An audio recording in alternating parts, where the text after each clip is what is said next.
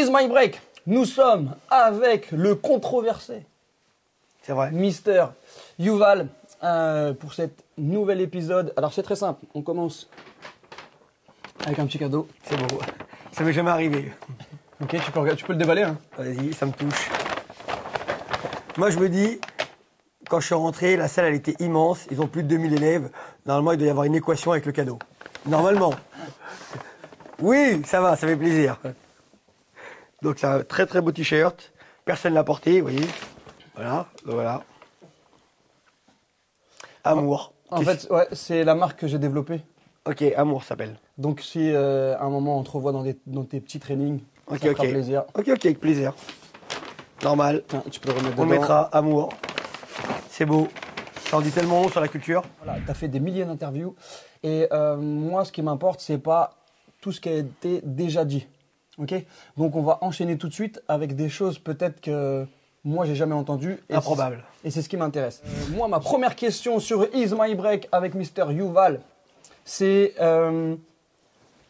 Yuval avant la danse, avant de connaître la danse. Il est où? Il fait quoi?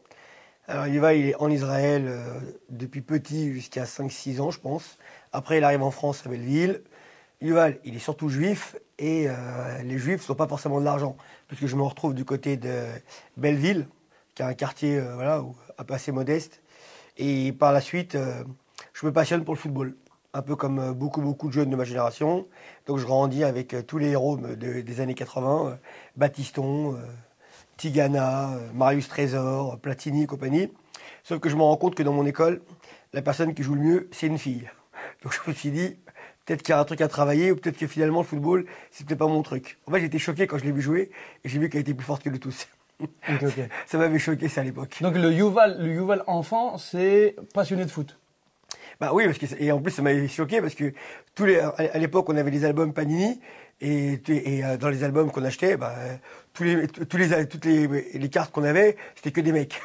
Et là j'arrive à l'école et c'est une fille qui nous met une tôle à tous. Donc c'était amusant. Mais bon, j'étais passionné de foot et je voulais être footballeur quand j'étais plus jeune.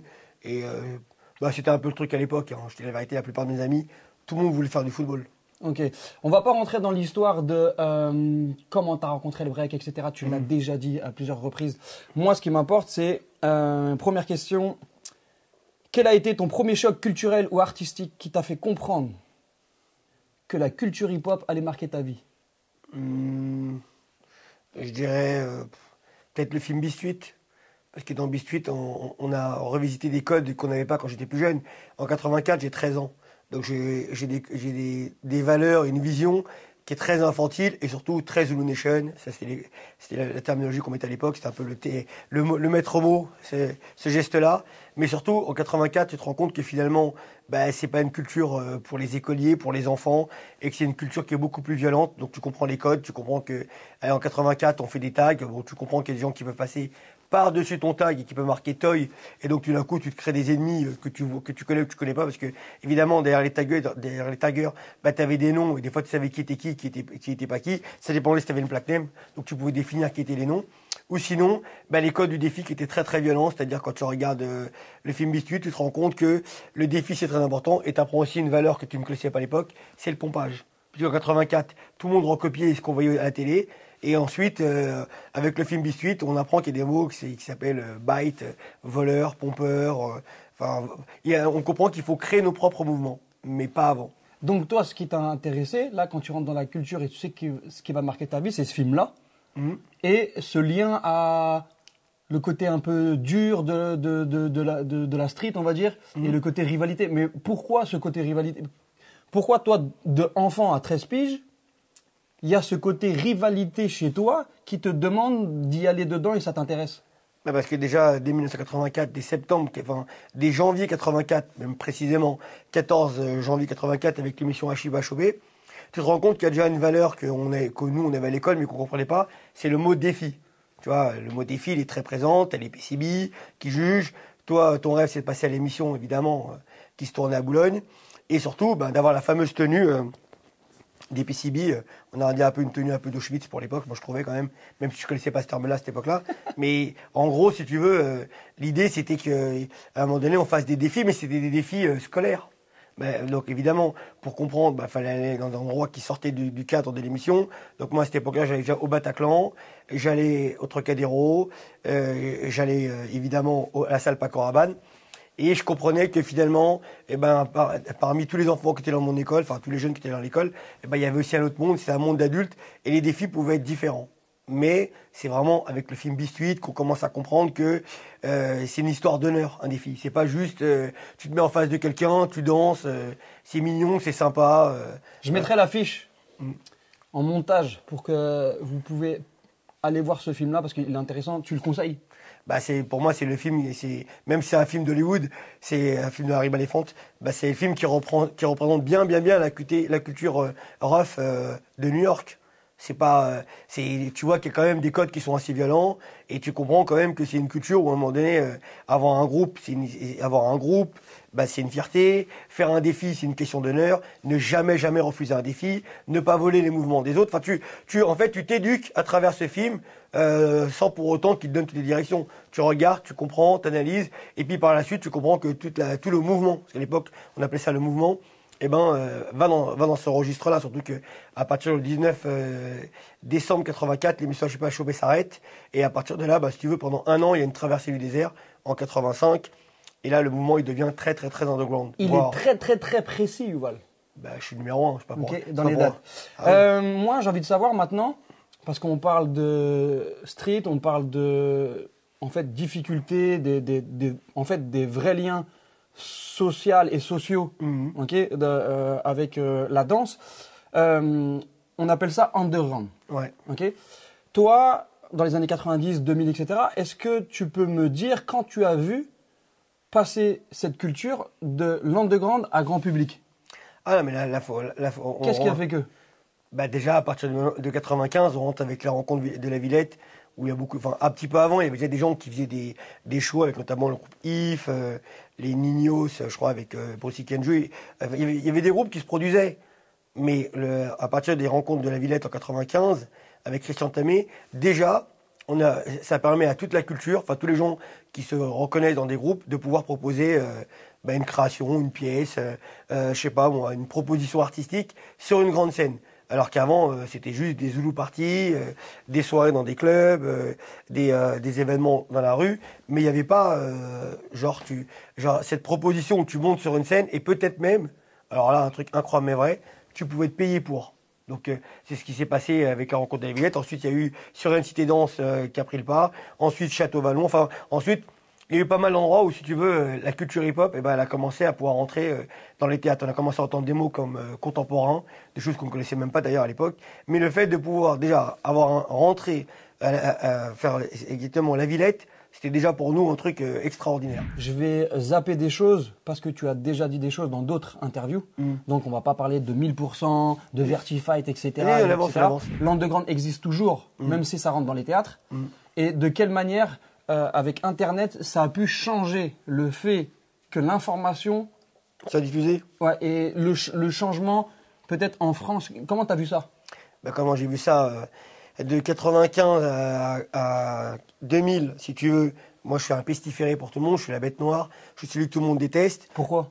Parce que je faisais du vogue, donc forcément, j'étais pas apprécié par les gens. Et pourquoi tu fais du vogue? Je fais du vogue parce que en fait, je suis en lien avec ma vie et ma génération. C'est-à-dire que si tu veux, de l'âge de 11 ans, 1982, jusqu'à 1990, on va dire 89-90, en fait, moi je vais que dans des Zulu parties, que dans des événements hip-hop, où évidemment il n'y a pas tant de filles que ça, c'est dangereux, c'est glauque, c'est sombre, tu vas avec la peur au ventre. Des fois l'après-midi, j'arrivais dans des endroits, des discothèques comme le Gibus, ou le Bataclan, ou d'autres endroits de l'après-midi pour les enfants, ou pour les ados, si tu veux. Et à partir de 1980-89, je commence à aller dans les discothèques le soir, où il y a des filles. Donc, ma perception de la danse et de la vie commence complètement à changer. Et donc, en gros, si tu veux, 90, c'est l'explosion de ce qu'on appelle l'eurodance, la house, le mouvement un peu électronique, les rêves, tout ça. Et donc, moi, quand je vais en boîte, je commence à entendre des musiques qui sont autre chose que Big Daddy Kane, KRS-One et tout ce qui va avec. Ça change tout. Nous, de notre côté, on connaît uniquement que toi qui a décidé d'aller dans ce sens-là ou de s'inspirer de ça.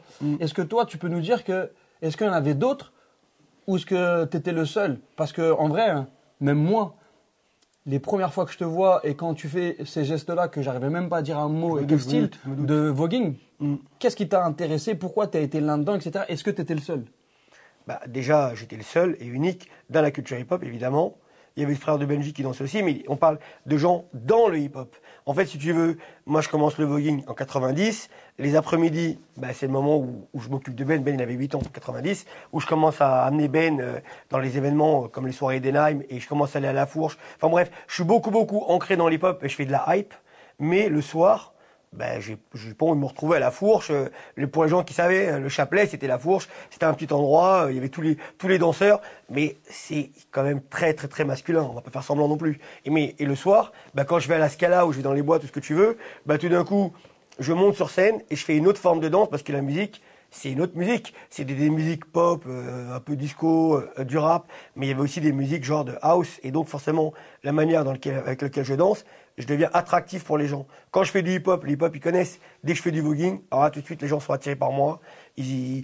En fait, ça leur plaît. Et je suis une espèce de lumière. Et autour de moi, il y a des insectes qui sont attirés par moi. Donc tout le monde regarde comment je danse. Moi, ça commence à me plaire parce que en vérité, j'ai un carquois avec deux armes. J'ai le hip-hop, la hype, l'après-mmidi, le voguing le soir. Et puis finalement, j'essaye d'évoluer dans ce truc-là parce que ça me plaît. En plus, c'est facile pour moi. Je sais pas pourquoi, c'est comme si c'était en moi depuis longtemps. Et je commence à aller en discothèque. Et tous les soirs, je fais jamais de hip-hop. Je fais que du vogue le soir. Et en plus, je commence à être de plus en plus à l'aise. Pour avoir des informations, on achetait des disques à l'époque où il y avait les clips de Madonna, enfin, il y avait les concerts de Madonna. Et dans les concerts de Madonna, il y avait des tableaux. Et il y avait le tableau Vogue, Cameron, Vogue. Et nous, on essayait de trouver et de capter des mouvements. Et nous, on essayait de trouver. Ou toi, tu essayais de trouver? Ben, en fait, moi et le frère de Benji, on essayait de trouver des informations comme on pouvait, mais il n'y avait pas d'informations. Est-ce que là, quand tu dis que tu étais un pestiféré, est-ce que tu peux comprendre aussi le fait que tu étais le seul et que toute la communauté, toi, tu as amené ça là-dedans? Est-ce que tu le comprends? Ben, de toute façon, le voguing, c'est pas hip-hop, déjà. Commençons par le début. Moi, quand j'arrive à Châtelet, c'est 94. Je reviens à Châtelet à 94. C'était quoi ta philosophie pour dire, OK, non, mais on le comprend, c'est pas hip-hop, mais je vais le mettre dedans. Et je vais me faire valider dedans que... Ben, en fait, en gros, moi, quand je reviens à Châtelet en 94 et que je reviens à Châtelet, Châtelet, c'est le spot central. C'est genre the place to be, le carrefour du hip-hop, tu vois. En tout cas, pour l'Île-de-France et même pour la France. Ouais. Dès qu'il y avait des étrangers qui venaient en France, ben, forcément, pour rencontrer les danseurs, il fallait aller à Châtelet. Quand tu vas à Châtelet, le public... Ben, ils me ressemblent pas. Le public, c'est des Noirs et des Arabes. On va pas faire semblant. C'est les quartiers, c'est la cité, c'est, voilà, avec les mœurs qui vont avec. Donc, ça veut dire que si tu veux, eh ben, même si les gens sont très gentils, ils sont un peu conservateurs de certaine manière, ou en tout cas, eux, si tu veux, il y a trois esthétiques qui peuvent évoluer au sein de Châtelet. Le pop, le lock et le break. Moi, j'arrive, je commence à faire du vogue. Tu imagines bien. Pourquoi? Mais parce que, pourquoi toi, tu ressens cette envie de le faire, etc. Est-ce que tu avais envie de te démarquer? Est-ce que tu avais envie de te faire accepter? Ou naturellement, tu n'as pas réfléchi, c'était comme ça? Bah, en fait, quand je reviens en 94, je reviens avec Stiga. Et ben, je reviens, le hip-hop, il est cyclique. Donc, on revient. Avant, on faisait de la hype. Mais dès 94, il commence à avoir une espèce de passation. On revient aux fondamentaux. Et là, tout le monde commence à se réentraîner en pop, en lock et en break. C'est des choses que moi j'ai connues. J'ai commencé en 82. Donc, en fait, je revenais dans un monde que j'avais toujours connu. Sauf qu'entre-temps, bah, je m'étais mis à la hype, et tous les gens qui faisaient du pop et tous les gens qui faisaient du break ou du lock, bah, en fait, c'est pas qu'ils étaient has-been, c'est qu'ils n'étaient pas intéressants pour cette époque-là, parce que la musique avait changé, les mœurs avaient changé, tous les vestimentaires, c'était une nouvelle nation qui naissait au sein de la culture hip-hop, et si tu faisais pas de la hype, bah, en fait, personne ne te calculait. Donc, il fallait faire de la hype pour avoir un nouveau nom. D'ailleurs, tous les gens qui avaient des noms avant, bah, on les calculait plus, en fait.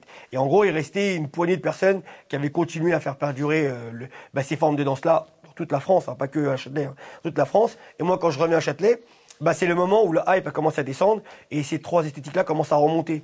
Et moi, bah, quand je reviens, je me dis, bon, bah, comme je suis un ancien, bon, en fait, les gens, ils vont accepter. Mais en fait, les gens, ils m'ont détesté pour ça. Et c'est un peu, ce qui est marrant avec le voguing, c'est un peu comme la France. La France, entre 1940 et 1944, elle a été envahie par les Allemands. Et beaucoup de gens ont collaboré avec les Allemands. Et ensuite, vers 1944, quand il y a eu le débarquement, beaucoup de gens qui ont collaboré sont devenus des patriotes de la France, si tu veux. Et ben, c'est pareil avec le voguing. Ben, moi, c'est le contraire. La plupart des gens, ils m'ont détesté quand je faisais du voguing. Ils étaient tous contre moi. Et puis à la fin, au bout d'un moment, à partir des années 2000, ben, la plupart, ils ont reconnu que non, finalement, ce que je faisais, ils appréciaient, ça leur plaisait. Ils ont connu le voguing, ils ont même aimé le voguing. C'est tous des menteurs, tous de A à Z. Il n'y en a pas un, mais tous des mythos, hein, je vous le dis. Hein. Vous m'avez tous pissé dessus de A à Z, vous le savez très bien. Après, évidemment, avec les années, tu grandis, tu évolues. Ben, en fait, t'es dans le pardon. Tu dis, bon, à l'époque, il y en a plein, ils ont été des sales, d'autres qui ont été des Enfin bon, il s'est passé plein de choses. Il y aura un bip là-dessus. Ok, bon, très bien. Bon, il y a eu beaucoup de gens qui sont mal comportés, parce que moi, humainement, j'étais pas désagréable, mais ce que je proposais, c'était une insulte pour eux, et en fait, tout le monde se passait le mot. Est-ce que tu peux le comprendre? Non, mais je peux comprendre qu'on n'apprécie pas une esthétique, mais je comprends pas que tout le monde se passe le mot, et que tout le monde, je sais que la culture hip-hop est homophobe, mais pour eux, le DEP, c'était moi, personne d'autre, hein, je vous le dis. Hein. Mais la chance que j'avais, c'est que j'avais une mentalité, parce que j'avais dansé dès les années 80. Donc j'avais la mentalité, mais j'avais pas la danse qui était... Mais est-ce que tu comprends que j'avais l'impression, et on avait l'impression, je pense que je peux parler pour la communauté, qu'il y a un match de foot, et il y a un basketteur qui arrive en plein milieu. Ah oui, bah c'est sûr. Et puis il veut jouer au basket. Oui, mais attends. Et tout le monde est en train de jouer au foot, et toi t'arrives, ouais, on joue au basket. Oui, mais attends, je joue au basket tout nu. C'est encore pire. Parce que c'est pas comme si j'y allais tranquille. Non, je suis devenu le miroir des intentions des gens en face de moi. J'ai compris que les gens détestaient ce que je faisais, donc à un moment donné, je suis devenu plus détestable qu'eux, en fait. Je me suis dit, ah ok, donc en fait, moi j'ai pas le droit, vous avez droit de vie, de mort sur moi, c'est-à-dire que n'importe quel événement où je venais, bah, tout le monde venait m'asticoter, tout le monde voulait casser et pourtant, je suis hétéro, mais bon, ça va rien. Pour eux, ça avait aucune forme d'importance. Eux, tout ce qu'ils disaient, c'est qu'il y a un mec, t'as vu comment il danse là-bas, vas-y. Il y aura peut-être un bip. Okay. Parce que je vais poster sur YouTube. Et je sais pas les règles de YouTube, donc il y aura peut-être un bip. Bon, en gros, pour les gens, j'étais la proie facile, j'étais le mec sur qui on pouvait piétiner. Oui, mais et genre, tout était tranquille. Est-ce que toi, tu recherchais à être cette personne? Non, au début. Parce que moi, j'avais l'impression que c'est ton rôle, tu kiffes, c'est ta passion, c'est ton rôle. Non, entre 94 et 95, donc ça va prendre 1 an. Je suis en gestation, je suis en train de me dire, bon, peut-être que les mecs, ils vont être cool avec moi. Après, quand on se déplaçait avec le groupe, avec Stiga et d'autres personnes, et ben, finalement, les gens, ils étaient exactement comme ce que je voyais à Châtelet. C'est-à-dire, il n'y avait pas un pour attraper l'autre. Ils avaient tous, ils s'étaient soit tous passé le mot, soit pour eux, en fait, t'es qui, tu fais quoi, tu veux quoi, en fait, toi? Ben, je veux quoi? Ben, j'étais là avant toi, mon frérot. Donc t'es là, t'es pas content, je te moi pour les propos, mais j'étais déjà comme ça. J'étais déjà comme ça, moi. Il y aura des bips dans la vidéo. Non, mais il y avait des bips, il y avait aussi des bips. Donc en gros, bip. Donc moi, ma mentalité, c'était de dire, bah t'es pas content, c'est la même chose, tu vas pas m'empêcher de danser. Et en gros, au bout d'un moment, j'ai trouvé ma personnalité, ça veut dire mélanger le voguing, et évidemment, il fallait avoir une réflexion qui était commune, c'est-à-dire il fallait avoir une référence commune. Et pour autant, moi j'étais un popper, j'étais un putain de popper à l'époque, et ben j'ai mélangé mon pop et le voguing. Et ça m'a donné une originalité que personne n'avait. Yuval, je rebondis là parce qu'on a bifurqué, mais c'est intéressant, parce que c'est bien de laisser le live partir avec ces questions-là. Moi, j'ai des questions, et c'est pas moi qui va te les poser. Ouais. Ah, Benji, carrément. Pour It's My Break, j'ai une petite question pour Yuval. Salut tout le monde. Voilà, j'aimerais que tu expliques, Yuval, un peu les difficultés que tu as eues avec le voguing à l'époque où, dans les fin 90, début 2000, quand tout le monde était très hip-hop, que toi tu étais dans le voguing. J'aimerais que tu expliques aux gens la difficulté que tu as eue avec cette connotation homosexuelle alors que tu étais hétéro. Donc d'infiltrer le voguing dans le hip-hop. Quelle était la difficulté que tu as endurée à cette époque? Ça devait être pas facile. Moi, je connais la réponse puisque je l'ai vécu avec toi. Mais je voudrais que tu expliques aux gens un peu les difficultés. Et j'ai une deuxième question pour toi, Yuval. J'aimerais que tu expliques aux gens quelle est la définition, selon toi, d'un b-boy, d'un vrai b-boy.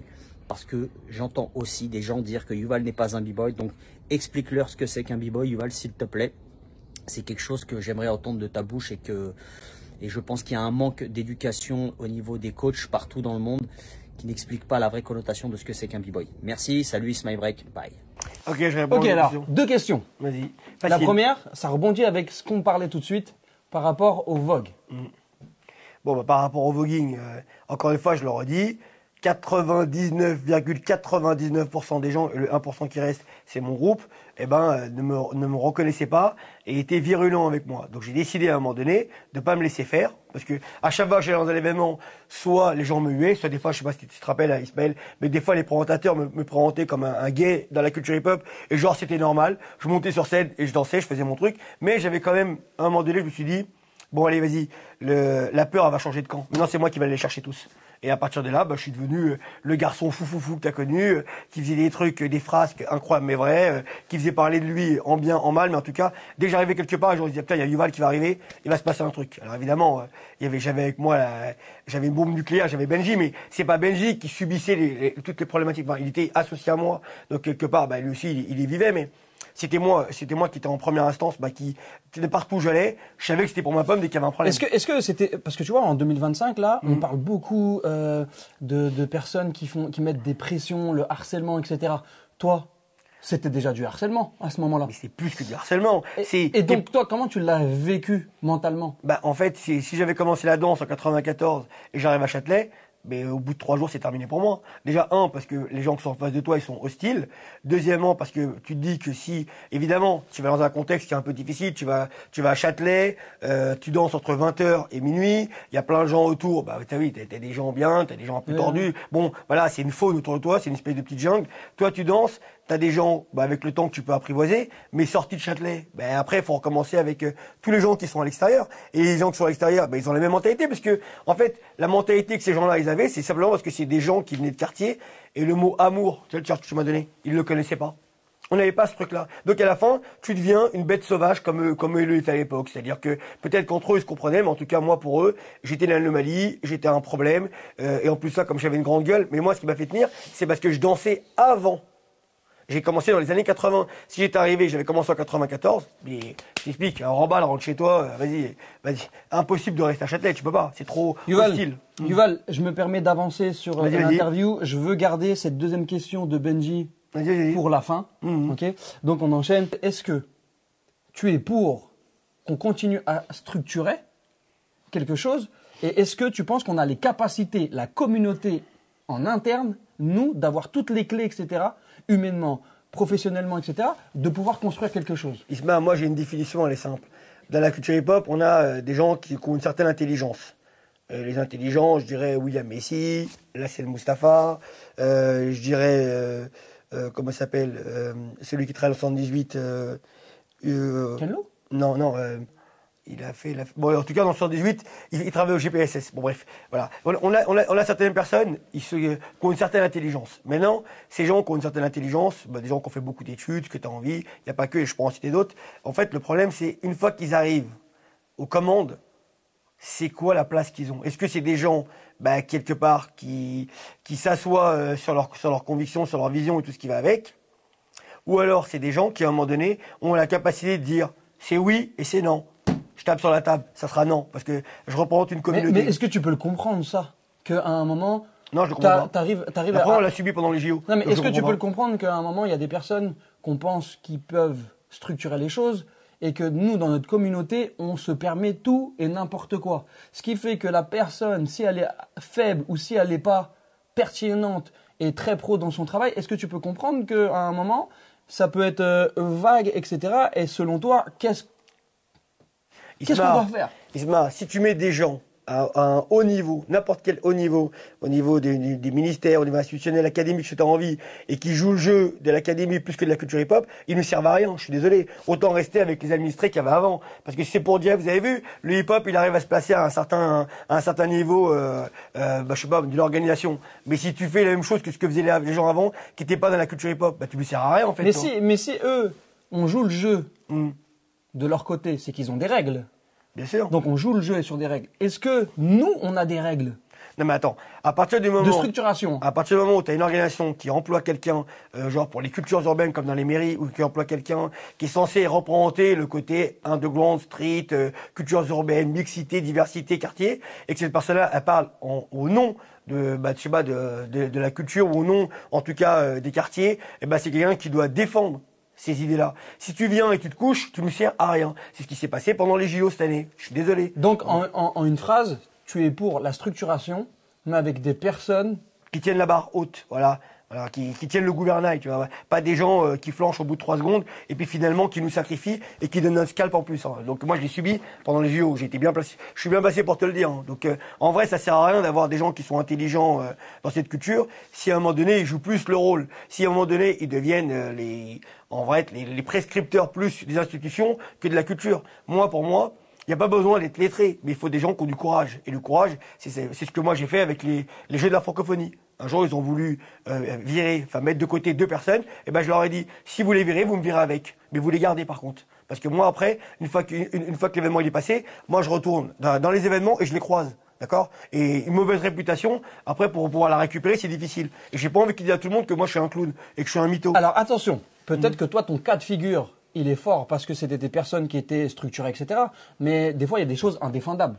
Comme quoi? Ben, imagine qu'on te demande, qu'on te dise, bon, on garde pas ces personnes-là, toi tu veux les garder, mais tu sais qu'ils sont pas compétentes, etc. C'est-à-dire qu'avec ta loyauté, tu veux être droit, mais avec le côté professionnel, tu te tues aussi. Oui, mais à partir du moment où tu es payé, à partir du moment où tu es un professionnel, donc tu es payé, et qu'on te demande ton avis en tant que professionnel, tu es censé donner les bonnes réponses. Oui, voilà. Si tu veux faire passer les copains et que les copains ils sont pas compétents, finalement, bah, c'est un boomerang que tu vas prendre en plein visage. Donc est-ce que tu es d'accord pour dire, les copains, oui, mais quand on taffe, il n'y a plus d'amis? Ah, mais quand on taffe, faut être professionnel, hein, je suis désolé. Hein. Et sinon, à un moment donné, on peut pas le justifier. C'est à partir du moment où tu as sélectionné, et parmi, il y a du beau monde, hein. Il y en a des dossiers. Hein. On prend la pile du haut, on prend ton nom, bah, c'est que tu as une compétence, et c'est que peut-être même que, ça se trouve, tu t'es peut-être même fait remarquer dans ce cadre de métier, ou peut-être dans cette compétence, on va savoir. Donc, fatalement, au bout d'un moment, ton nom est pour sortir. Pas comme pendant les JO, où vous avez des gens qui sont sortis, et qui sont, à un moment donné, ils sont pensés MC, on va savoir. Non, ça, c'est du cinéma, c'est bidon, et ça sert à rien en plus. Yuval, je pense qu'on va terminer sur ça, etc., parce qu'on pourrait faire juste un épisode là-dessus. On va passer sur un truc un peu plus personnel. Dis-moi. Pour ma part, on a déjà parlé sur plein de choses et je pense que ça va intéresser des personnes et peut-être éduquer des personnes. Moi, il y a beaucoup de personnes qui ignorent que tu as consacré, pour ma part, et peut-être je me trompe, ta vie à la culture. C'est clair. Ok. Moi, ce qui implique forcément des concessions. C'est sûr. Quelles concessions, selon toi, tu as décidé de t'obliger en fait, parce que tu as fait un choix de donner ta vie à la culture. Et personne ne peut dire, je pense que si tout le monde doit dire quelque chose de valide, c'est que tu as donné ta vie à la culture. Oui. Maintenant, il y a des concessions. Selon toi, quelles sont les concessions? Bah, les concessions, déjà, si tu as un travail à côté, c'est plus difficile. Sauf si tu as un travail dans le cadre culturel. Mais si tu as un travail à côté, je sais pas moi, tu fais de la comptabilité, tu veux donner ta vie à la culture hip-hop, bah, tu passes quand même 8 heures dans un bureau. Donc au bout d'un moment, il y a beaucoup de choses que tu feras beaucoup moins. Moi, j'ai décidé, un jour, j'ai estimé que j'étais doué dans quelque chose, notamment le speaking. Donc j'étais fonctionnaire à Levallois, j'ai tout arrêté, pourtant je me suis battu, ça m'a pris pas mal d'années pour être fonctionnaire. Et ben j'ai tout arrêté parce que je me suis dit, à un moment donné, dans cette culture, quand tu prends de l'âge, ton rôle, c'est d'accompagner la jeunesse. Maintenant, pour l'accompagner, il faut avoir les mains libres, il faut avoir du temps, il faut être disponible. Tu l'accompagnais déjà dans ton taf de fonctionnaire? Oui, mais pas de la même manière. Qui était? Je m'occupais des enfants. Ok. Non, mais là, je parle des jeunes dans la danse, dans la culture hip-hop. Tu vois? Donc, première concession, c'est de pouvoir se dire, ok, j'ai un taf qui correspond pas à la culture, je le stoppe et je m'implique à 100%. Dans un accord de métier qui peut être autre, où j'ai un peu plus de temps pour réfléchir. Mais là, tu passes de fonctionnaire avec un salaire, etc. Voilà, un confort de vie, à rien du tout. Donc première concession, c'est ça. Oui, mais il faut que tu sois sûr de toi et de tes compétences. Parce que c'est comme si demain, toi, tu fais tes danseurs et je sais pas, tu travailles dans les bureaux et puis tu dis, moi, j'arrête les bureaux, je vais me mettre dans la danse. Mais frérot, si t'as pas le niveau, t'as pas le niveau. Hein. Tu vois, à un moment donné, oui, tu vas peut-être te mettre dans la danse, mais c'est pas pour autant qu'on va te prendre dans les castings. Donc il faut être sûr de toi. Est-ce que tu as d'autres concessions que tu as fait pour la culture? Après, c'est toujours je vis la même chose que beaucoup de danseurs. Hein. Tu rencontres des filles, tu veux peut-être vivre tout ce que tu as envie. Je pense que la plupart des femmes que tu as rencontrées au début, elles aimaient bien la danse. Et après, la danse est devenue leur pire ennemi. Parce qu'en vrai... on t'aime pour ça au début, après on te déteste pour ça. Oui, parce que déjà, par rapport à ce que tu génères autour de toi, tu as peut-être d'autres filles qui viennent te parler, ça peut te déranger. Et puis, t'es seul? À la fin, tu peux te retrouver seul. Parce que finalement... Actuellement, t'es seul? Oui, je suis seul. Ouais, non, oui. Alors. Non, mais quand j'ai mon chien quand même. Non, mais quand je dis t'es seul, c'est-à-dire, est-ce que t'as déjà pensé à créer une vie de famille avec quelqu'un? Non, mais ça m'intéresse pas. Ok, donc, est-ce que ça fait partie des concessions de vie pour la culture ou c'est quelque chose d'à part?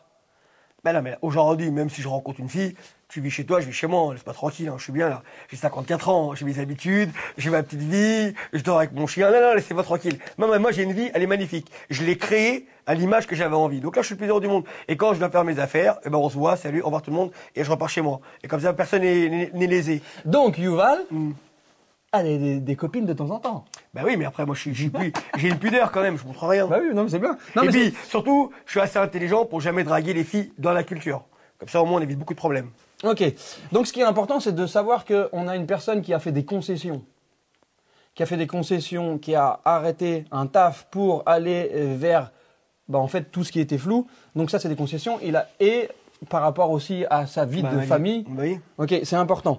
De toute façon, juste pour terminer, si demain tu es en couple avec quelqu'un, tu peux pas tous les week-ends aller faire des battles, tu peux pas danser tous les jours. Enfin, au bout d'un moment, il va falloir qu'à un moment donné, tu te plies aux règles de la famille. Et puis, tout le temps que tu vas passer avec ta famille à faire 1 milliard d'autres choses, évidemment, par rapport à ta passion, c'est autre chose. Mais ta passion, au bout d'un moment, ça peut devenir un problème à la maison. Moi, j'ai une question, elle est assez bizarre. Quand tu fais des choix, c'est toi qui choisis des choses, bien sûr. Ce qui fait que tu dois les assumer et tu dois pas en vouloir à personne. Mais ces choses-là servent à une grosse communauté. Est-ce que tu as ressenti des fois un manque de respect, même si on ne peut pas demander le respect de quelque chose que toi tu as décidé, mais par rapport aux concessions que tu as fait pour la culture et que de l'autre côté, tu te dis ou tu trouves ça normal, etc. Comment tu vois les choses en fait? Non, mais je me rends compte que c'est une jungle. Après, c'est à toi de savoir quel animal t'es dedans. Si t'as la chance de pouvoir devenir un lion, tu peux changer les choses, bien évidemment. Mais on n'est pas tous des lions. Alors évidemment, t'as un lion au début, mais après tu prends de l'âge. Et au bout d'un moment, ta mentalité elle change, beaucoup de choses changent. Après, t'as un rapport avec les gens qui est consensuel. Donc c'est un rapport en vérité de façade. Et toi, ce que tu veux, c'est le vrai respect. Et pour moi, pour avoir le vrai respect dans la danse, tu rentres dans un cercle, et puis tu danses, et là, tu auras le vrai respect. Si tu danses plus, et que tu crois que tout le monde va t'applaudir, et tout le monde te reconnaît, et t'es gentil, ça tient qu'un temps. Mais en vrai, tu n'auras pas le vrai respect. Le vrai respect, rentre dans le cercle, et prouve que tu es encore là. Si tu peux plus être là, je suis désolé, tu es un spectateur, tu es un commentateur, tu es gentil, mais tu n'auras pas le respect. T'as déjà envisagé d'arrêter? Non, parce que moi, je suis un mec qui a des couilles. Tu peux pas arrêter quand t'as des couilles. Il faut aller au charbon. J'ai même pas fini ma question. Non. mais c'est moi sans ça, j'existe pas. Je veux dire, tu rentres à la maison parce que t'as fait des concessions. Tu rentres, t'es seul chez toi. Ouais. Tu vois. Bon, il est là. Ouais. Il est là, c'est le prénom de son chien. Ouais. Okay. Donc, mais tu rentres tout seul chez toi. Il y a des moments où tu réfléchis. Est-ce que t'as déjà réfléchi à dire? Non mais Ismaël, qu'est-ce que je sais faire de mieux?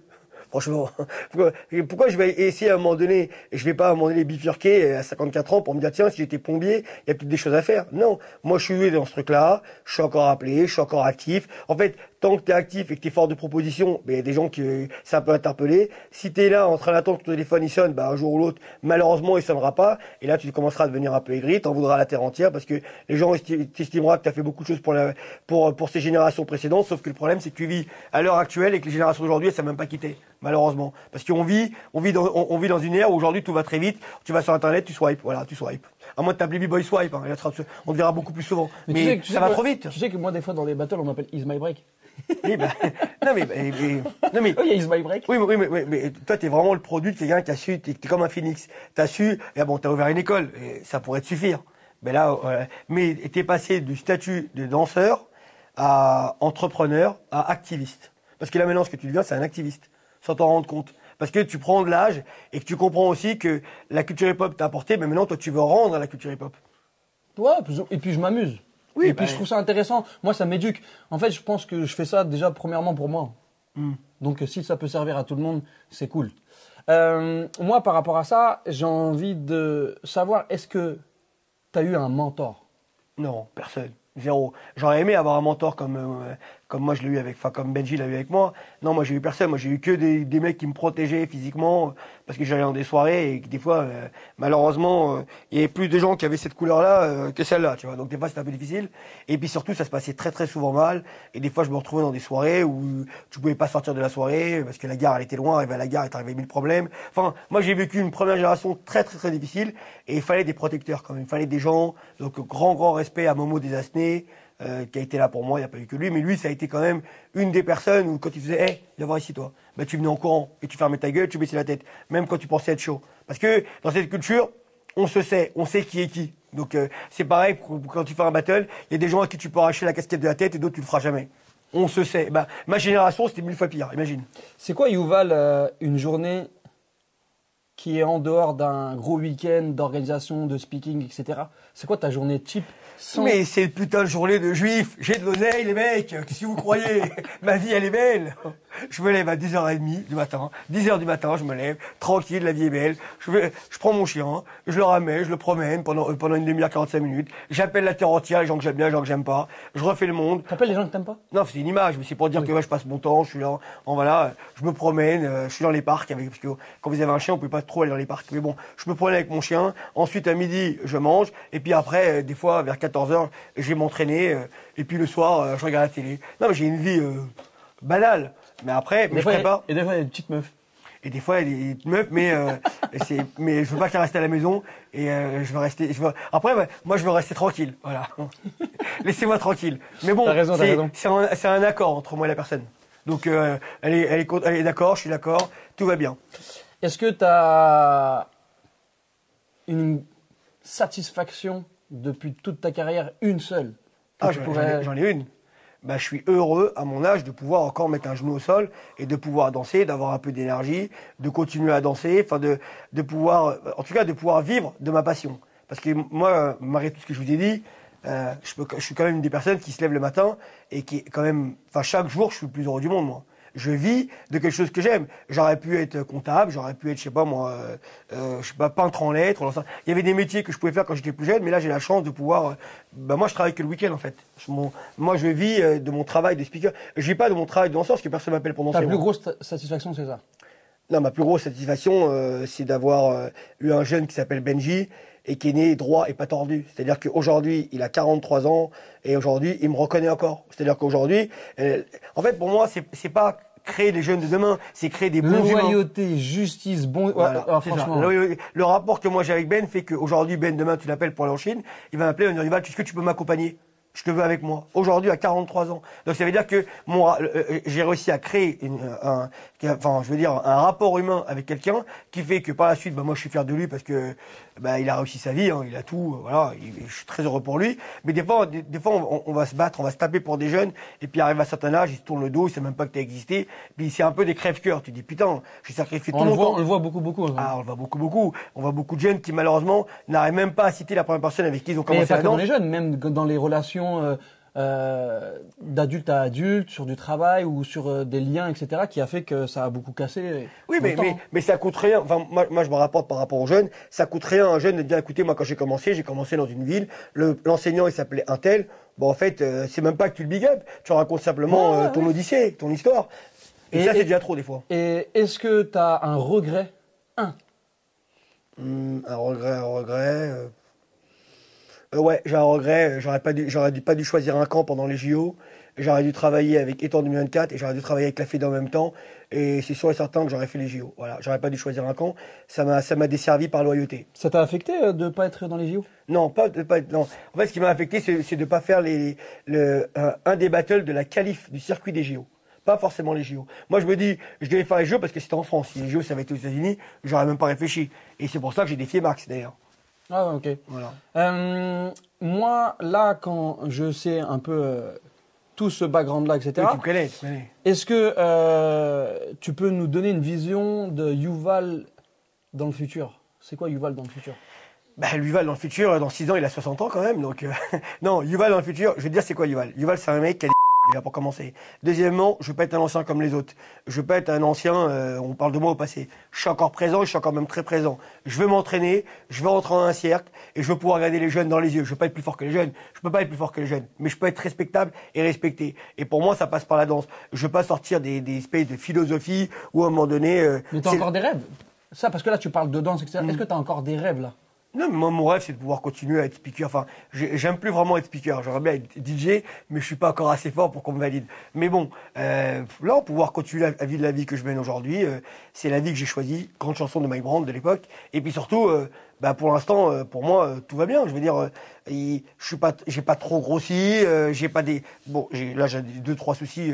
Bon, c'est la vie, hein. Bon, prendre l'âge, évidemment. Quand tu te blesses avec ton âge, voilà. Bon, mais si vous voulez, en vrai, moi j'ai une vie de rêve. Regarde, je suis parti 2 fois en Thaïlande, je suis parti à Los Angeles, je voyage assez souvent, j'ai de l'argent sur mon compte, mes parents vont très bien. Et pour moi, la vie, elle est belle, en fait. Qu'est-ce que vous voulez de plus? Encore pas plus tard que hier, je regardais la vie de Christopher Reeve, Superman. Il a fait Superman, il a fait 4 Superman, c'était une star dans le monde entier. Il est tombé de cheval, le pauvre. Bah voilà, il est handicapé pendant des années. Donc moi, je m'en sors quand même bien. Des fois, quand je regarde ce qui se passe, de toute façon, c'est simple. Pour comprendre la chance qu'on a, faut voyager. Voyage, va en Afrique, va en Inde, va dans certains pays, et à un moment donné, ça te remettra les idées au clair. Moi, je suis le plus heureux du monde. J'ai 3 dernières questions. Une question qui... Lâche-toi, je pense que tout le monde va être d'accord sur la communauté. On t'a jamais pris pour un vrai b-boy. On t'a jamais pris pour un vrai popper. On t'a jamais pris pour un vrai gars du hip-hop. En vrai. Hein. Oh ouais.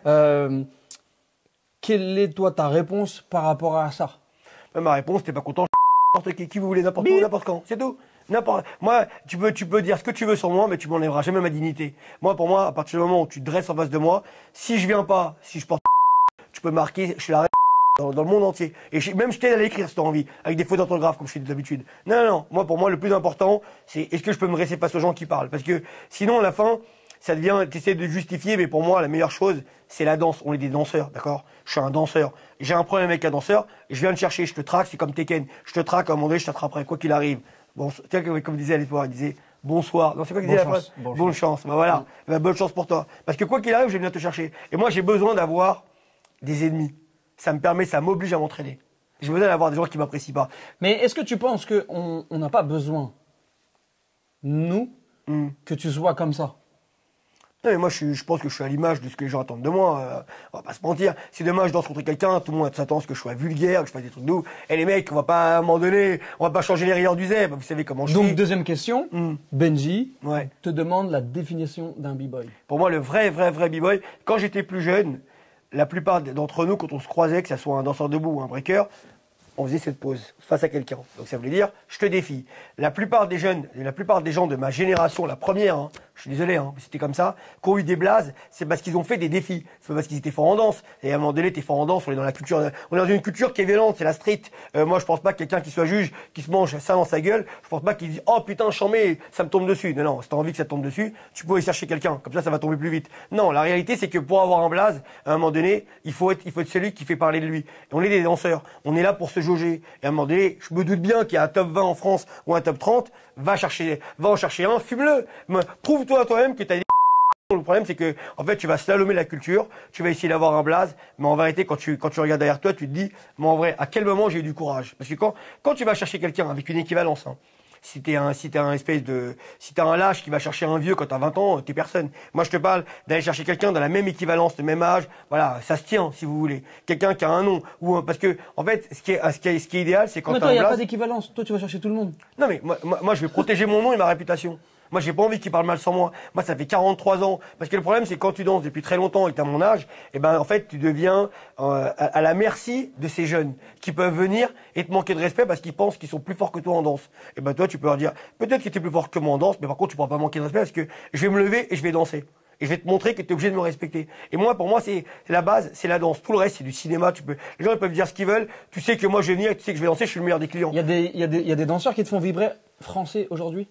Le seul mec qui me fait vibrer, c'est celui qui a et pas les autres. Les autres, j'en ai rien à foutre. Les autres, pour moi, c'est juste des b-boys en carton et c'est juste des compétiteurs. C'est même pas des b-boys. Pour moi, le vrai b-boy, c'est celui qui va chercher. Parce que quand j'étais plus jeune, c'est comme ça qu'on définissait un danseur hip-hop.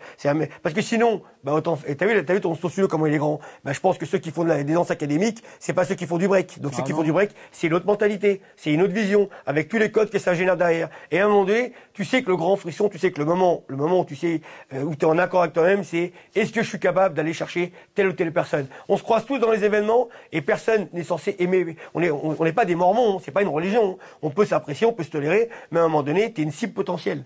Qui que tu sois, toi, moi, ou ceux qui sont en face de moi. Ben, à un moment donné, il faut être prêt, c'est tout. Regarde, moi, je suis venu pour faire mon interview. J'ai mes protège-genoux. Ça veut tout dire. Je suis dans la mentalité, mec, je suis dans la mentalité. Ça veut dire qu'on peut te défier juste après. Je m'en fous, je danse. Même, alors que je suis blessé, je danse. Non mais, ce que je veux dire, c'est que c'est une mentalité. Pour moi, le b-boying, c'est pas juste tu fais les six steps. C'est ce qui se passe là-dedans. c'est ta mentalité. Et pour moi, ceux qui font le plus parler d'eux, c'est ceux qui ont le courage d'aller chercher des gens que tout le monde craint. Ben là, les gens les craignent, on va pas se mentir, parce qu'ils ont un certain niveau. Mais quand tu vas chercher un mec en one-one et que tu te prépares pour lui et que tu et ben c'est là que ton nom il monte, dont le nom de Benji. Benji et d'autres, je peux te citer plein de noms. Mais il faut des gens qui, à un moment donné, sachent où ils en sont. Est-ce que Yuval il a un mea culpa? Est-ce qu'il peut accepter des excuses? Le con, mais la merde. Hein? Accepter que moi je fasse des excuses à des gens ou des gens me fassent des excuses? Les deux. Mais moi j'en veux à personne. Hein. J'ai des gens avec qui je parle plus, mais j'ai pas de. Il y a quelqu'un aujourd'hui là, tout de suite là, à qui tu parles plus, et ça te dérange, ça t'affecte et ça te gêne. Bah la seule personne avec qui je parle plus, tout le monde la connaît, c'est Lassène Moustapha. Mais j'ai pas de haine contre lui. Je pas de. C'est juste. Non mais il y a quelque chose qui fait que potentiellement ça te dérange et t'aimerais peut-être renouer des liens et repartir avec des choses. Isma, non mais après je m'en fous. Là je te parle de rédemption mea culpa, etc. Oui, non, mais ce que je veux dire, c'est qu'il y a personne, je pense qu'il y a personne dans la culture hip-hop qui est amené un jour à faire un live contre quelqu'un qu'on aime, d'accord? Personne fait des lives contre ses amis. On l'a vu. Bon. Et il y avait beaucoup d'émotions. Non, mais parce que j'ai pas à faire quelque chose comme ça. Si je le fais, c'est qu'à un moment donné, on m'a obligé à aller dans cette direction. T'aimerais quoi, là? Moi, j'aimerais plus rien. Moi, il va à droite, je vais à gauche, je m'en fous. Voilà. Aujourd'hui, avec le temps, peut-être. En fait, t'aimerais que peut-être que ça redevienne pas forcément comme avant, mais repartir sur des bonnes bases ou. Non mais quand t'es pas une belle personne, t'es pas une belle personne. Je suis désolé, moi je suis une belle personne. Je sais ce que c'est être une belle personne. Il y a peut-être des personnes qui sont pas belles à un instant T, et pas tout le temps. Eh ben le temps nous dira un jour si on doit se reparler, les uns et les autres. En tout cas, moi je suis très très très déçu par certaines personnes parce que moi je suis quelqu'un de loyal. Mais tu restes toujours ouvert. Oui, bah après je suis pas de mauvais, je suis pas. Ma vie elle est fait comme ton t-shirt d'amour. Hein. On peut pas à mon âge à un moment donné se lever le matin et avoir de l'animosité envers les gens. Et moi mon but c'est de travailler avec tout le monde. Donc quand t'es speaker, faut être bien avec la plupart des gens. Quel est ton meilleur allié là aujourd'hui? Un ancien avec qui t'es et tu parles très bien, etc. Tu peux parler de tout et de rien, construire des choses rapidement. J'ai pas vraiment de meilleur allié. S'il y a quelqu'un avec qui je suis souvent au téléphone, je dirais Angelo. Angelo, je suis souvent avec lui au téléphone. Et je trouve que c'est une belle réussite de la culture hip-hop. Et je trouve que c'est une des personnes qui a le plus de cœur de la culture hip-hop. Plus que moi, en tout cas, je peux te le dire. Je parle d'Angelo de Rennes. Hein. Ouais, moi, je pense que c'est une personne qui aussi est très respectable. Oui, bien sûr. Qu'on connaît pas tous et peut-être qu'on s'en fout dans la communauté. Mais c'est quelqu'un de très bien, de très droit, de très juste, très loyal. Mais je pensais, moi, humblement comme ça, je pensais un peu à Booba. Parce que moi, depuis toujours, je te vois avec Booba, avec une grosse affinité de fou. Hein. Tu me vois avec deux personnes, tu me vois avec Booba et Domka. Ah, Booba plus, hein. Les deux. Une affinité de fou. En fait, on est. De toute façon, Booba, Domka, moi, des fois on se parle pas. Non, mais moi, je serais. Booba, c'est pas le chanteur. Moi, je serai toujours là pour Booba et Domka et Booba, ils seront toujours là pour moi, que je le veuille ou pas. C'est comme ça, on est liés, on est liés, ça dépasse la danse depuis longtemps. Et moi, je leur souhaite tout ce qu'il y a de meilleur, même si des fois, on peut être en désaccord total. Mais c'est les désaccords total, c'est par rapport culturel, c'est pas de la vie, tu vois ce que je veux dire. Moi, il y a des gens, des fois, par exemple, si demain je fais la tête à Booba, c'est l'image, je rencontre demain ses enfants, je vais dire bonjour à ses enfants, tu vois. On fait le distinguo. Qu'est-ce qu'on peut te souhaiter et qu'est-ce qu'on peut retenir sur Yuval? Parce que moi, je te donnerais une fin à moi, mais là, qu'est-ce qu'on peut te souhaiter? Si tu regardes des vidéos de moi, il y a 20 ans, il y a 30 ans en arrière, je parlais déjà comme ça. C'est-à-dire que je n'ai pas changé, je suis resté la même personne avec évidemment une maturité. Mais est-ce que tu pourrais te donner un conseil, si tu reviens 20 ans en arrière, tu te donnes un conseil à Yuval d'il y a 20 ans, tu lui dis quoi pour la suite? Je me dirais peut-être... après, pour moi, tout va bien, hein, financièrement, je vous le dis, hein, qu'on se dise bien les choses. Hein. Mais je me dirais, s'il y a un vrai conseil à donner aux jeunes, moi je pense que c'est vraiment de poursuivre leur étude. Et en fait, si t'es pas le meilleur dans ta propre salle, arrête de croire que tu seras le meilleur ailleurs, frérot. Donc à un moment donné, peut-être que t'aimes la danse, mais ça veut pas dire que la danse t'aime bien. Donc ça veut dire que des fois, il y a des gens qui espèrent peut-être vivre de la danse, mais ils ont peut-être pas le potentiel, ou en tout cas le niveau, ou en tout cas ils ont pas suffisamment travaillé pour être à la hauteur de leur ambition. Parce que tout le monde veut vivre, voyager, faire ceci, faire cela, très bien, d'accord, mais c'est une petite caste, c'est une petite élite, c'est pas tout le monde qui a tout. Et en plus, le hip-hop, c'est un turnover.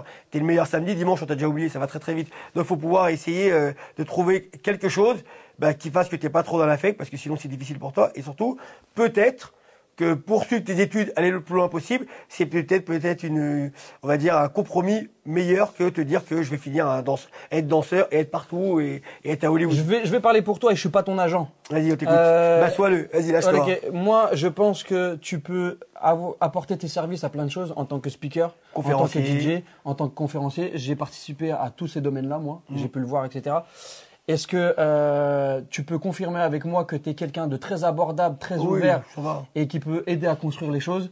Oui, ça, t'es d'accord avec moi? Je suis pas une mauvaise personne. C'est juste que j'ai ma carapace dans le hip-hop. Et ma carapace dans le hip-hop, bah, c'est quelqu'un, voilà, je suis un mec qui a pas peur. Faut y aller, j'y vais. Et quelqu'un qui va protéger son nom. C'est quelqu'un qui est caméléon. C'est-à-dire qu'il sait s'adapter aussi. Moi, je l'ai vu, il sait s'adapter à l'underground, aux choses protocolaires, oui, voilà, aux choses grandes, etc. Après, t'as vu les âges qu'on a, Isma. Yuval, je vais terminer, moi. Vas-y, excuse-moi. Je vais terminer. Moi, je pense, pour ma part, que tu es une personne qu'on peut forcément aimer à grande échelle ou pas du tout. Tu fais partie de la culture. On a eu souvent des histoires avec des anciens qui sont partis, plus connus, un peu moins, etc. Je pense que la plus grosse montagne du hip-hop est faite de petites pierres. T'en fais partie. Moi, je pense que, je l'ai toujours dit, on devrait te protéger quand même parce que tu commences à prendre de l'âge, etc. On devrait te mettre. Je vais essayer de me protéger moi-même. Alors, je te parle pas comme un vieux. Je te parle pas comme un vieux, mais moi, je pense que tu devrais toujours faire partie. Tu as fait des concessions, tu as fait des choix de vie qui a fait que tu as donné ta vie pour le hip-hop, etc. On continue à faire des choses. Moi, j'aimerais terminer là-dessus. Est-ce que tu as un mot de fin, Yuval?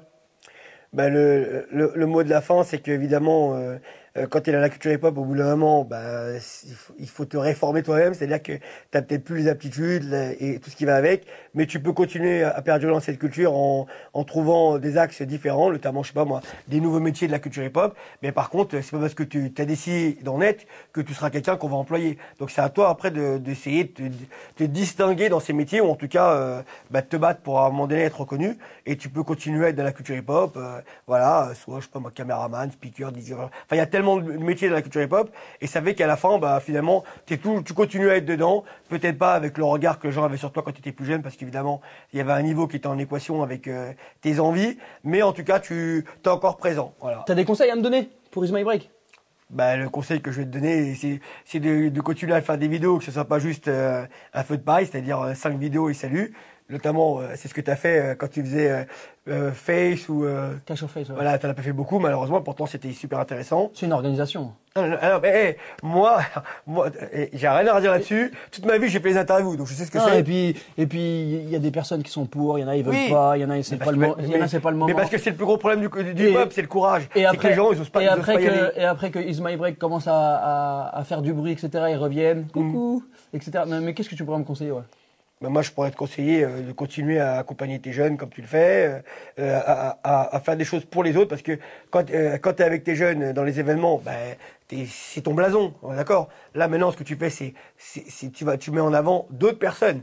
Donc, c'est pour ça que je t'ai dit, tu es passé de danseur, à un moment donné, enseignant, entrepreneur, et maintenant activiste. Parce que ça va dans le sens de ton âge. C'est-à-dire qu'aujourd'hui, même si tu fais plaisir à toi, ben, tu fais plaisir à d'autres personnes. La preuve, moi, je suis là. Donc moi, ça me fait plaisir devant la caméra d'Is My Break. Et moi aussi.